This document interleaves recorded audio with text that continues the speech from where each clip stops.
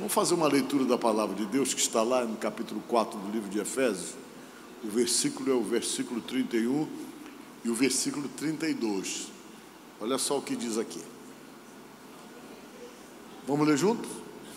Livrem-se de toda a amargura, indignação, ira, gritaria e calúnia, bem como de toda maldade. Sejam bondosos e compassivos uns para com os outros, perdoando-se mutuamente. Amém? Aí o verso 32.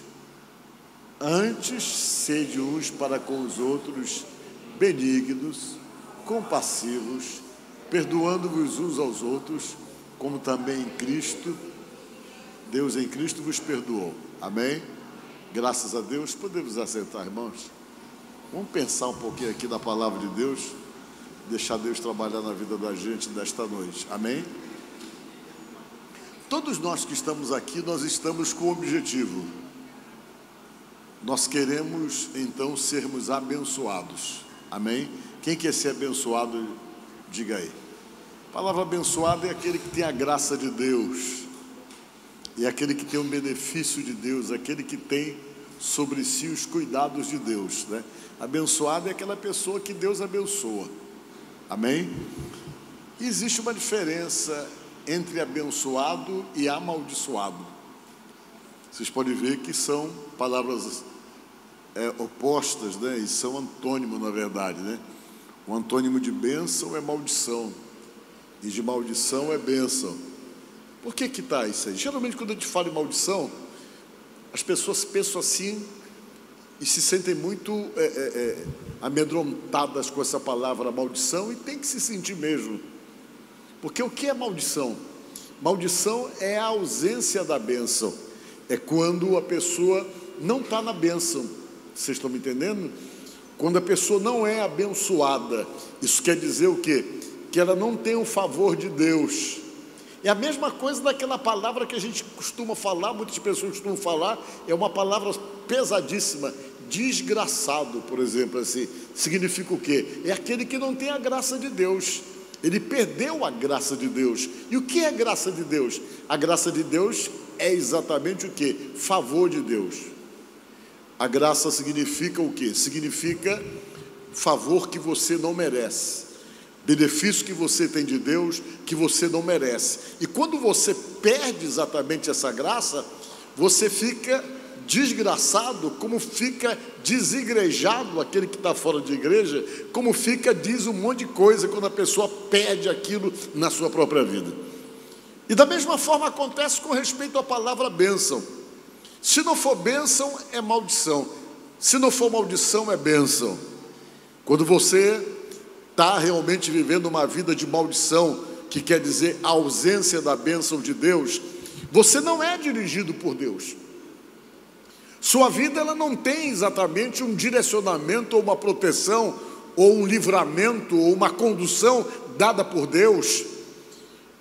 E o resultado disso é que você começa a viver uma série de situações em sua própria vida, que é muito típica daquele que não tem a bênção, que é muito comum daquele que realmente não se sente abençoado ou que não é abençoado.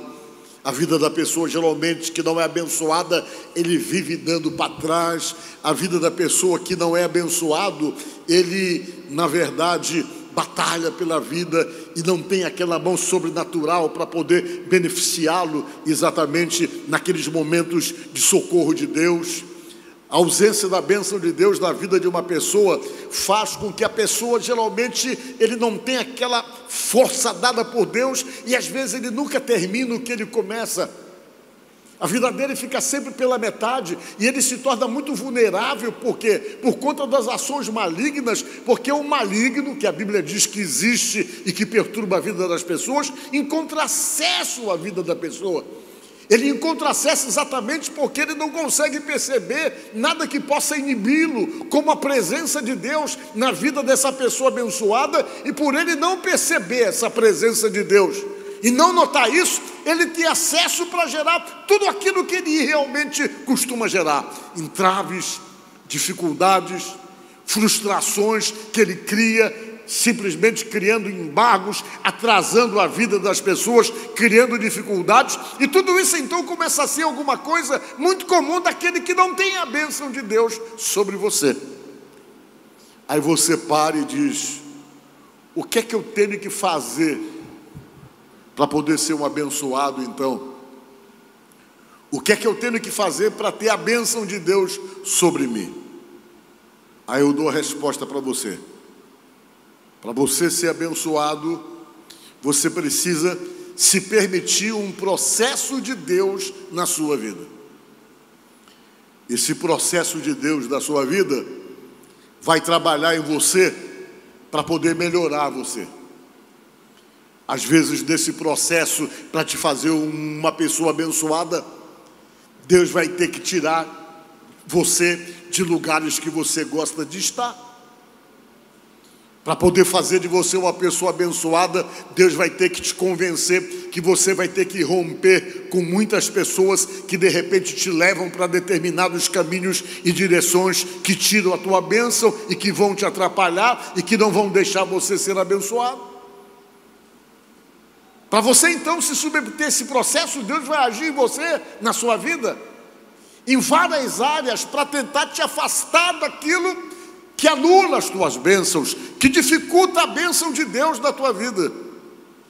Deus começa a cuidar de você, e é exatamente Ele que vai começar a trabalhar para te conduzir, para mudar o teu entendimento em muitas coisas, de coisas que você não entende, e para te fazer compreender como é caminhar exatamente no Espírito e viver no mundo espiritual. Deus vai trabalhar isso para poder te dar um novo entendimento, de se conduzir. E quando esse entendimento chega, você começa a ter consciência e a perceber de tudo aquilo que está errado em tua volta. Tudo aquilo que precisa mudar em você, você começa a ter consciência e perceber isso. Você começa a perceber aquilo que não é bom para você. E na medida que o tempo vai passando, que é um processo, Deus vai limpando você, vai mudando os teus rumos, mudando o teu entendimento, mudando a tua direção, para poder fazer de você uma pessoa abençoada dentro desse processo que Ele já deve ter começado na sua própria vida. Além de Deus fazer isso, Ele começa então a te levar a uma tomada de consciência, a um entendimento sobre algumas coisas que são muito importantes para alguém ser abençoado. E uma das coisas, Deus vai ter que arrancar muita coisa da gente. Ele tem que trabalhar do nosso interior para poder tirar coisas que estão tão arraigadas na gente. Coisas que atrapalham, coisas que não são boas, que Ele vai precisar tirar, que Ele vai precisar arrancar. E entre essas coisas, que são muitas, que eu quero conversar com vocês, é o que fala no primeiro verso ali. Que a primeira coisa, vamos ler, voltar lá, no primeiro verso. Só para vocês entenderem como é que começa esse processo de Deus. O que é que está escrito ali? Digam forte: longe de vós. Amém? Para você ficar longe e se despir de qualquer coisa que ainda tenha influência sobre você, para você se manter longe do quê? Por que Ele está mandando você ficar longe, o apóstolo São Paulo? Porque essas coisas que ele vai comentar aí, se você não ficar longe, vai te atrapalhar e gerar impedimento para que você tenha uma vida abençoada. Aí ele começa: longe de vós. Aí ele vê o quê? Toda a amargura. Amém? O que é uma pessoa amargurada? Uma pessoa amargurada é uma pessoa de difícil convivência. Geralmente a amargura está no coração das pessoas como resultado de algum trauma, de algum complexo, de alguma decepção, que vai transformando a gente de uma maneira tão negativa, e você começa simplesmente a não permitir que o melhor de você venha a ser dado, mas por conta às vezes de decepções, de situações de vida, você não dá o melhor de você mais em nada. O melhor da sua essência, o melhor de você não é dado, porque você está amargurado, você está bloqueado, exatamente por conta das decepções que você sofreu. E quando você está dentro desse processo de amargura, você é difícil, você se torna uma pessoa extremamente armada, que não confia em ninguém. Quando esse processo de amargura está em nós, você tem dificuldade para acreditar em pessoas. Por quê? Porque você está bloqueado exatamente pelas decepções sofridas que lhe geraram a tal da amargura. Você se torna uma pessoa extremamente amarga. Uma pessoa amarga é difícil da gente conviver. Você tem que esperar a hora para poder abordar, para poder chegar perto, para saber se é o dia dele ou o dia dela ou não, porque tem dia que ele não está nada receptivo, porque está dominado assim pela força da amargura. As pessoas amargas parecem que sempre estão de mal com a vida. Nada está bom, sempre ele está insatisfeito com tudo. Tudo que ele olha já com uma certa precaução, porque sua alma está completamente comprometida pela amargura. E ele se bloqueia para viver bem com pessoas, para se relacionar bem. Ele cria uma resistência a qualquer pessoa. Ele tem exatamente isso, porque ele antipatiza as pessoas com maior facilidade, porque o coração está amargurado. Ele isola pessoas, ele rejeita pessoas. O coração amargurado é uma coisa tão ruim que a pessoa fica simplesmente se conduzindo de uma maneira tão difícil, onde para ele ninguém presta. Ele simplesmente rejeita, isola pessoas, cria uma situação de antipatia gratuita. Sempre ele tem essa questão de antipatizar pessoas, e ele vai gerando, então, dando vazão aos seus próprios bloqueios, e ele muitas vezes vai se isolando. Por que ele vai se isolando? Porque ele sofre perdas de amizades, de pessoas importantes, porque simplesmente ele se conduz naquilo que ele olha, e ele de repente olha para alguém, gerou uma antipatia, ele isola, ele não considera, ele perde exatamente a capacidade de ser afetuoso, de ser amoroso, de ser atencioso, porque a amargura está ali exatamente arraigado na sua própria alma. E essa questão da amargura atrapalha tanto a gente, que nos dificulta e nos impede de sermos abençoados. Atrapalha. Por isso Paulo falando, ele disse: longe de vós toda amargura, ele falou, e das coisas que acompanham a amargura, e cólera. Que cólera é essa que ele fala? É aquela explosão de raiva que ninguém segura, que ninguém controla. Uma pessoa colerizada, ele é capaz de matar um, e não somente matar um.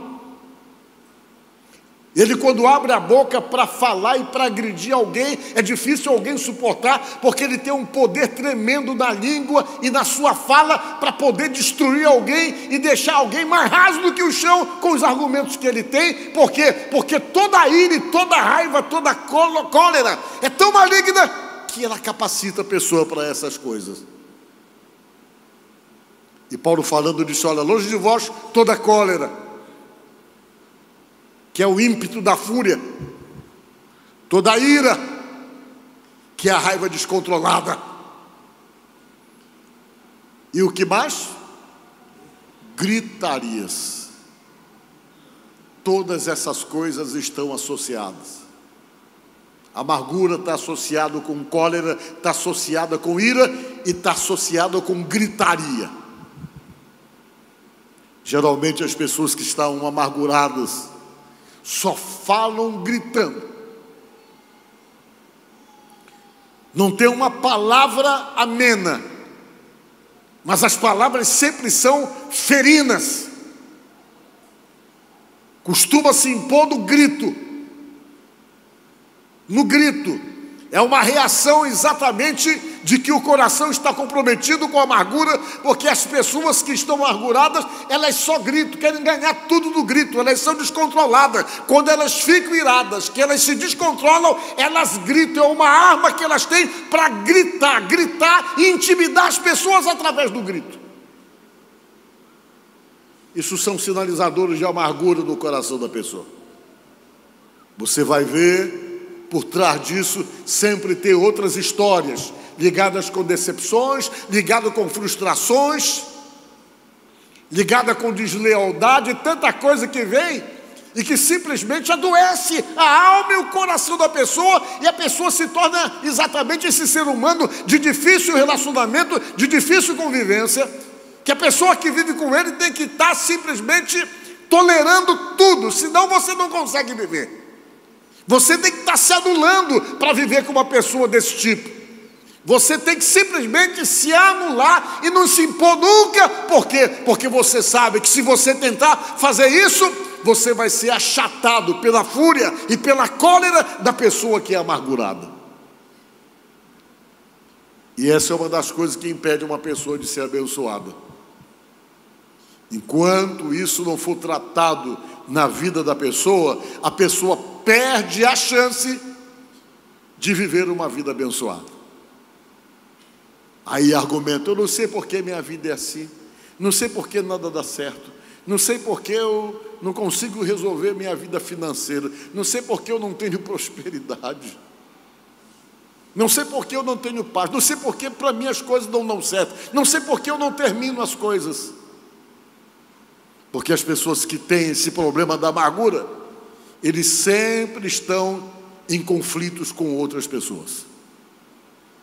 E baseado pelo que diz aqui a palavra de Deus, a primeira coisa é, como diz ali a palavra, colocar para longe de você essas coisas. Diga glória a Deus. Tem que estar longe disso. Porque se você não estiver longe disso, a sua possibilidade de ter uma vida abençoada fica completamente comprometida. Você vai ter que entrar no processo de tratamento de Deus para poder sarar você, para poder limpar você, para poder arrancar de você essa amargura. E o processo de tirar essa amargura é muito importante, porque ela precisa ser tirada, para que você possa ser uma pessoa abençoada, porque todas essas situações geram exatamente uma situação oposta da bênção, que é exatamente a maldição, que significa a ausência da bênção de Deus.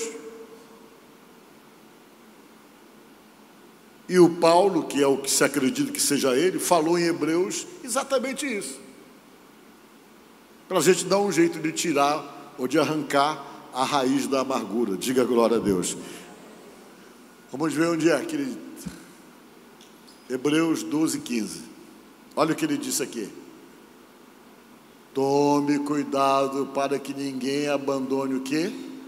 A graça de Deus. Para você não perder o benefício que você tem sem você merecer, que é a graça de Deus. A palavra graça significa favor imerecido. Diga glória a Deus. Diga-me comigo, favor e merecido. Isso significa graça, que é o favor que você tem de Deus que você não merece. Só que a amargura pode tirar de você esse favor imerecido que você tem. Pode tirar de você essa bênção.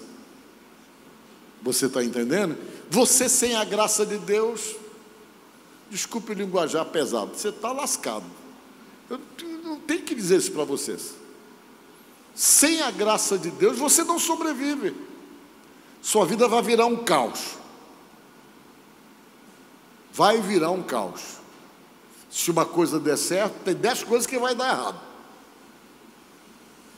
Porque a gente precisa muito desse benefício de Deus que a gente não merece. E ele pega a veia e diz, olha, tome cuidado para que ninguém abandone a graça de Deus. Cuidado, para que ninguém se torne como uma planta o quê? Amarga, que cresce e prejudica muita gente com o seu veneno. Vamos ver o outro verso que fala a raiz de amargura. no mesmo texto. Eu li nesse texto da linguagem de hoje para você poder entender, mas tem um outro texto que fala da raiz. É o mesmo texto, só que é da revista aí atualizada, para a gente poder, eu acho que é a revista atualizada. Só para vocês entenderem como no entendimento da palavra, existe uma raiz que a gente tem que arrancar. Uma raiz que tem que ser arrancada. Vocês estão entendendo? Vocês vão já entender o que eu quero dizer para vocês. Achou aí? Está aqui, vamos ler de novo. Agora numa outro linguajar, que você vai entender como se refere à raiz. Diz o seguinte: atentando com cuidado para que ninguém seja faltoso, separando-se do quê? Da graça de Deus. Nem haja alguma o quê? Raiz de amargura, que brotando vos perturbe, e por meio dela muitos sejam contaminados. O que é que ele está dizendo aqui? Olha, se você é uma pessoa que tem amargura, você contamina as outras pessoas com a sua violência, com o seu descontrole. Você afeta outras pessoas. Quando você vive com uma pessoa amargurada, você vai viver com ela em conflito o tempo todo, que ela não pondera. O fato de ser amarga, ela só vai entender exatamente a postura do ataque. E você vai ter que ponderar, você vai ter que recuar, você vai ter que realmente se anular para poder viver com a pessoa. Você começa a viver como? Subjugado à vontade dela, às determinações dela, porque as pessoas que têm raiz de amargura, as coisas têm que ser do jeito dela, não do ainda que você queira, mas nada, ou é do jeito dessa pessoa, ou então não tem convivência. Aí ela contamina outras pessoas, diz a palavra de Deus. Isso atrapalha muito. Isso impede a gente, a todos nós, de vivermos a bênção de Deus, porque nós caímos da graça de Deus, nós perdemos o benefício de Deus por conta de termos essa raiz de amargura dentro de nós. A graça de Deus não funciona em favor da nossa vida. Aí a gente começa a sofrer as consequências disso. Pode orar, pode clamar, pode ser da igreja, mas nada vai mudar, porque você tem que passar pelo processo da mudança de Deus para transformar você. Senão você vem na igreja, mas a tua vida vai ser um caos em casa, vai viver um relacionamento de briga, de contenda o tempo todo e sempre de embate. Por quê? Porque precisa arrancar a raiz de amargura. E nós vamos ver então o que o Paulo falou, que com certeza é o que causa essa raiz. Vamos ver o verso 32 do capítulo 4. Está aqui. Antes sejam uns para com os outros o quê? Benignos. No lugar de embate, de briga, Paulo está dizendo, olha, aprenda a ser misericordioso. A palavra benigno significa misericórdia, misericordioso. Quando você tem misericórdia, você até tem empatia também, que você se coloca no lugar da pessoa para poder entender ele, com os dramas dele, com os desajustes dele. A misericórdia é muito importante. E eu já falei para vocês o que significa misericórdia, mas vou repetir de novo. Significa o quê? É que as misérias das pessoas alcançam o coração da gente. As dores, os dramas das pessoas alcançam o coração da gente. Por isso que o nome é misericórdia. Miséria vem do latim, que significa miséria. Córdia vem do grego, que significa coração. Vocês estão entendendo? A miséria de alguém, o seu infortúnio, os seus desajustes, os seus problemas, os seus dramas, as suas deformidades, acaba condoendo você, alcança o teu coração e você passa a compreender aquela pessoa e você muda a reação para poder cuidar daquela pessoa, para poder conviver com aquela pessoa. Isso é misericórdia. Aí ele vem, sejam benignos, compassivos. O que é compassivo? É o mesmo que ter compaixão. É quando você olha para uma pessoa, no lugar de se irar com ela, ainda que ela esteja fazendo mal a você, você ter compaixão. Vocês lembram de Jesus? Pai, perdoa porque eles não sabem o que fazem. E era verdade, o pessoal estava fazendo aquilo impulsionado por outros motivos. E Jesus teve compaixão daquelas pessoas, mesmo sendo atacado e mesmo sendo executado por elas. Por quê? Porque a visão dele com respeito àquelas pessoas era outra visão. Ele estava tendo compaixão, que é o mesmo que ser compassivo. Vocês estão entendendo? Eu já contei essa história, vou contar de novo.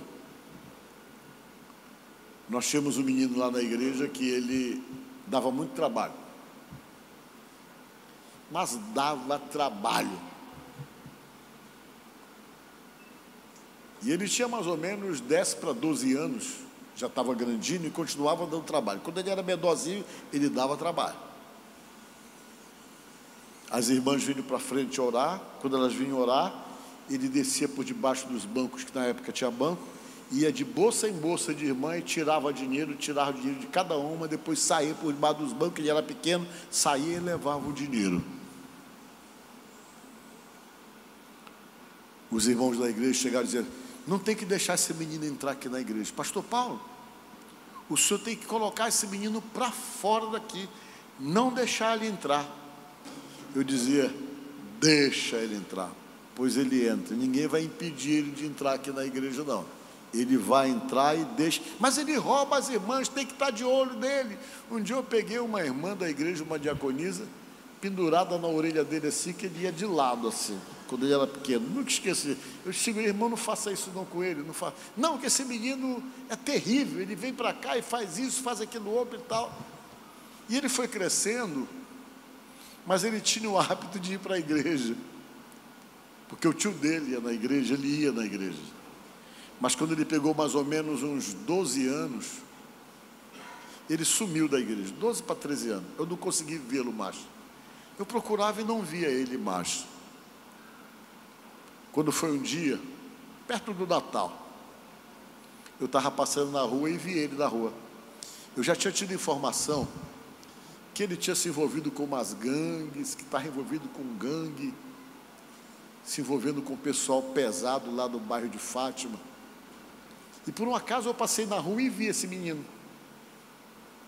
Eu parei o carro e disse: vem cá, tu nunca mais foi na igreja não? O que foi que houve? Ele disse: ninguém gosta de mim lá. Ele falou assim: as pessoas não gostam de mim e tal. E eu disse: mas eu gosto de ti, sim. Por isso que eu estou perguntando, que tu nunca mais foi. Eu falei para ele. Aí ele falou: entra aqui no carro. Eu mandei ele entrar no carro. Vamos lá na tua casa. E eu fui na casa dele. Quando cheguei na casa dele, que eu entrei, eu comecei a entender muita coisa. A pobreza dele era extrema, não tinha nada para sentar, a casa era de chão. 2 velhinhas tomavam conta dele. O pai e a mãe sumiram, abandonaram ele e entregaram para uma tia e para uma avó, eu acho, e um tio desempregado, uma vida difícil, nem sempre tinha comida lá para comer. Quando eu vi aquilo ali, meu coração apertou, e era mais ou menos próximo do Natal, não sei de que ano era. Eu parei, olhei aquilo ali, aquilo mexeu comigo. Eu disse: entra aqui no carro, vamos ali. Aí eu peguei e levei ele lá no centro. Cheguei lá no centro, eu levei ele numa loja de roupa. Disse: escolhe a roupa que tu quer usar aí. Menino de 13 anos, quer andar todo arrumadinho. Com 13 anos a gente só pensa em namorar, né? É a vida toda pensando em namoro quando tem 13 anos. Não é? Não é verdade? Não, é para ti que olhou para o lado aí mesmo. Tu, Ronaldo. Até hoje. Veja a mesma coisa. Devia ter ficado calado para não receber essa resposta aqui. Então vejam bem. Eu levei ele numa loja, escolhe a roupa que tu quer. Ele escolheu umas 4 camisas, umas 3 calças do jeito que ele queria. Agora escolhe um tênis do jeito que tu quer. Ele comprou tênis, eu comprei o tênis para ele. Eu disse, agora vamos ver ali numa loja que eu vou comprar um celular para ti. Aquele tijolão, você lembra? Na igreja, todos os meninos da idade dele já andavam com um celularzinho no braço, aqui do lado. Aí eu fui lá, comprei o celular, dei para ele. Agora tu vai para a igreja. Por quê? Porque eu queria colocar ele em condições de poder estar junto com os meninos que estavam lá, que ele não tinha roupa, não tinha calçado, não tinha nada. A família não tinha nenhum tipo de condições. Ele estava fadado a uma hora roubar. Se já não estivesse fazendo aquilo, eu nunca perguntei para ele. Aí eu comprei aquilo para ele, ele foi para a igreja depois, perto do Natal, foi todo arrumadinho. E foi para a igreja.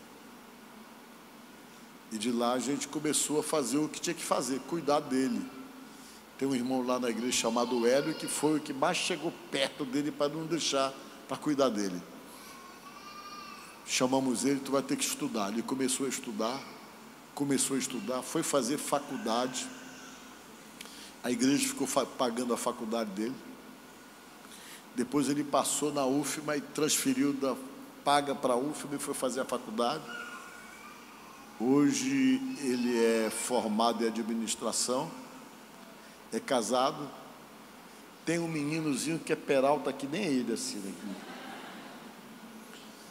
E está na igreja até hoje. É o nosso baterista. O nome dele é Lenilton, mas nessa época todo mundo já se chamava ele pelo apelido. O apelido dele é Amoreco. E ele está na igreja até hoje. Casou, se formou, tem filho, tem uma família, mas a compaixão dos irmãos que resolveram ajudar, resolveram entender a situação dele. E quando você entende que você dá a mão, você consegue muitas vezes sarar uma pessoa que já está sequelada pela própria situação em que vive. Amém?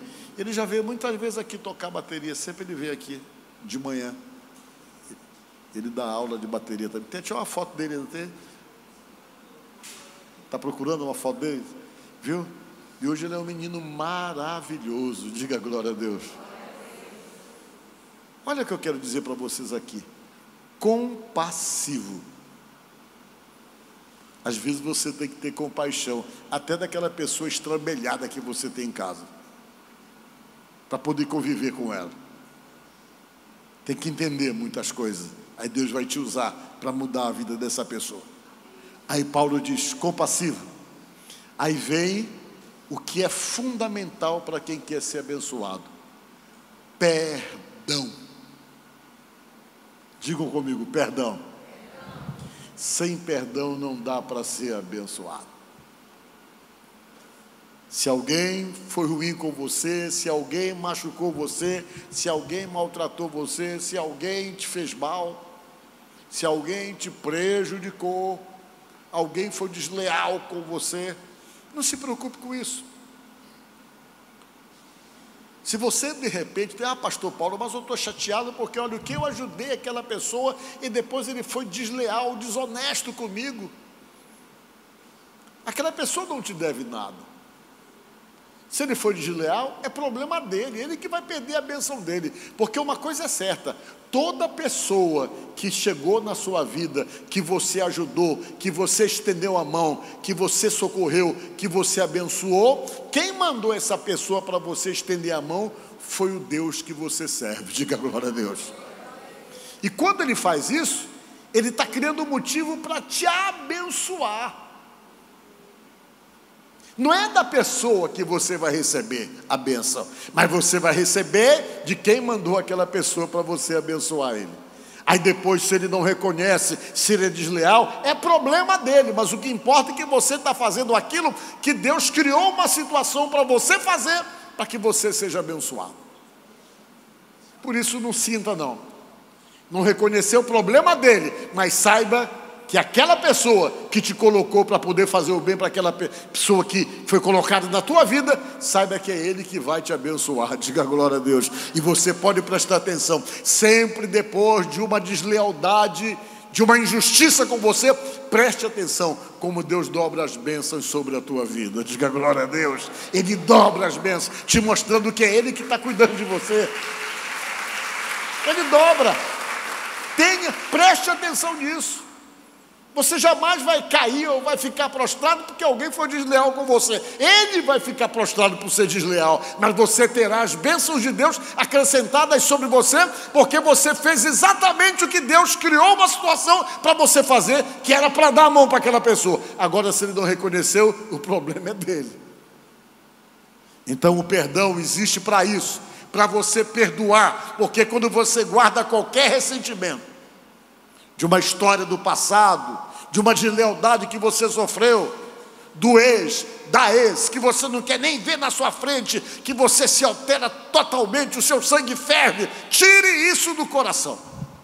Longe de você esse tipo de coisa. Limpe o seu coração dessas coisas, porque se você limpar o seu coração dessas coisas, você vai começar a trilhar o caminho da bênção. Diga glória a Deus, de ser abençoado. Então são essas coisas que a Bíblia diz. Se você está aqui e tem ressentimento contra alguém, pede ajuda para Deus para tirar esse ressentimento, para perdoar aquela maldade que fizeram com você. Quando a Bíblia diz perdoar, não é que você vai esquecer, porque não tem como esquecer, você não é débil mental. Você sempre vai lembrar. Mas o que Deus está querendo dizer para você é que aquilo não tem nenhum tipo de influência em você ao ponto de te alterar, de te gerar tristeza, ou revolta, ou sudorose, ou ira, ou angústia por ver aquela pessoa, ou por lembrar aquilo. Não, aquilo não vai ter efeito nenhum sobre a sua vida mais. Claro que Deus também não está pedindo para você depois se tornar amiguinho da pessoa. Deus não está pedindo isso, só está pedindo que você tem que perdoar. Diga glória a Deus. Porque quando você perdoa, você abre precedentes para Deus te abençoar e você ter uma vida abençoada. Então nesta noite eu estou pregando isso para você, para que você destrave a sua vida dessas coisas. Destrave a vida de ressentimento, de mágoa, da incapacidade de perdoar. Tira isso do coração, como nós lembramos no começo do verso. Longe de você essas coisas. Amém? Longe de você. Porque se essas coisas estiverem longe de você, não vai haver amargura em você a ponto que possa te atrapalhar. E quando você decide perdoar, quando você decide deixar para lá e não ter mais nenhum tipo de alteração, exatamente no seu emocional, por conta da lembrança de uma deslealdade ou de alguma coisa ruim que fizeram a você, quando você faz isso, é porque você arrancou a raiz da amargura. Diga glória a Deus. Você pegou a raiz e arrancou, e essas coisas não fazem mais parte da sua vida. Amém? Então que Deus te abençoe no nome de Jesus.